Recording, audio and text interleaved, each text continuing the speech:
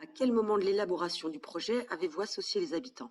Déjà, on a cadré en fait la mission puisque pour faire ces ateliers, toutes ces actions autour du projet urbain en phase de protocole, on a missionné une association en fait pour une tierce personne, on va dire, dans l'animation et la méthodologie de mise en place. Et donc, pour le cadrage de ce prestataire, on a déjà inséré le conseil citoyen dans cette pré-démarche en fait, de cadrage. Ensuite de cadrage de la démarche générale, et puis aussi la définition même des périmètres, puisqu'on a découpé la ville de manière vraiment très fine, 9 diagnostics en 4 semaines quand même, enfin en 4 week-ends dans le froid. Donc on a associé le conseil citoyen du coup au découpage des quartiers vécus, on va dire. Ça c'est une première chose. Et après ils ont assisté et participé à ces diagnostics. Quels habitants avez-vous touchés? On a mobilisé donc une centaine d'habitants en phase de diagnostic, donc sur 4 semaines dans le froid, je le rappelle. Des habitants, alors on a la particularité dans le quartier prioritaire d'avoir 3 typologies de quartiers, on va dire. Donc un centre ancien et aussi 2 quartiers d'habitat social qui sont plus excentrés, entre guillemets. Donc concrètement, on a eu très peu de jeunes, enfin, on n'a même quasiment pas eu. On a eu beaucoup de personnes d'un certain âge ou disons de 40-50 ans et des personnes âgées.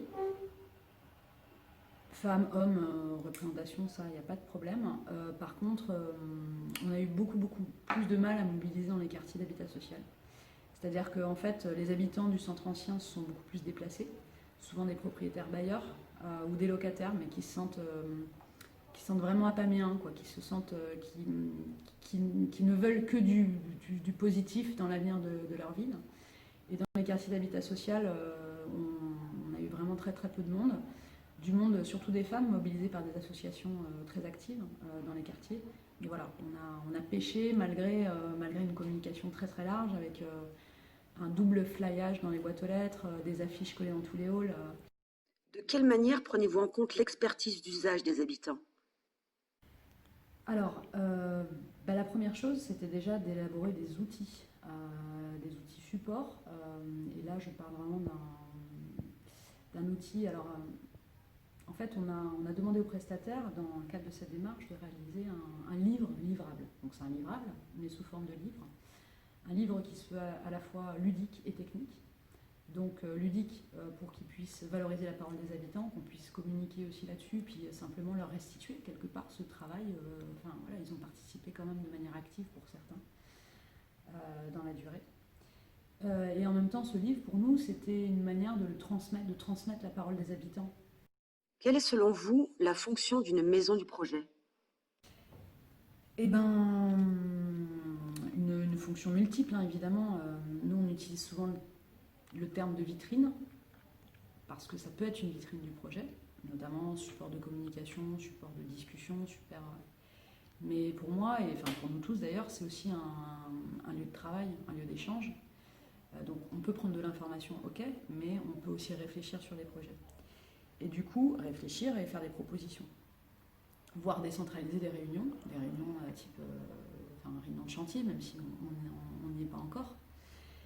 Mais la question qui se pose, c'est comment ça fonctionne une maison du projet. Où déjà, parce que nous, dans notre quartier prioritaire, on a finalement 3 entités de quartier. Donc il s'agit, est-ce que le centre ancien, est-ce que le centre-ville est vraiment fédérateur au point que les habitants des quartiers d'habitat social plus au sud, qui déjà viennent pas dans les instances normales, est-ce qu'ils vont se déplacer jusqu'à cette maison du projet? Mais quand même une certaine aussi visibilité. Il y a la question de qui la gère cette maison du projet et à quel point elle peut être partenariale. Est-ce que le conseil citoyen a sa place dans la maison du projet? Est-ce qu'il souhaite avoir une place dans la maison du projet? Est-ce qu'il souhaite être complètement indépendant aujourd'hui ils ont un local extérieur? Comment on mutualise ou pas? Mais concrètement, comment on la fait vivre? Est-ce que c'est moi, chef de projet en rue, qui m'installe dans la maison du projet? Est-ce qu'on a une personne dédiée à la maison du projet? Mais voilà, aujourd'hui c'est encore en gestation.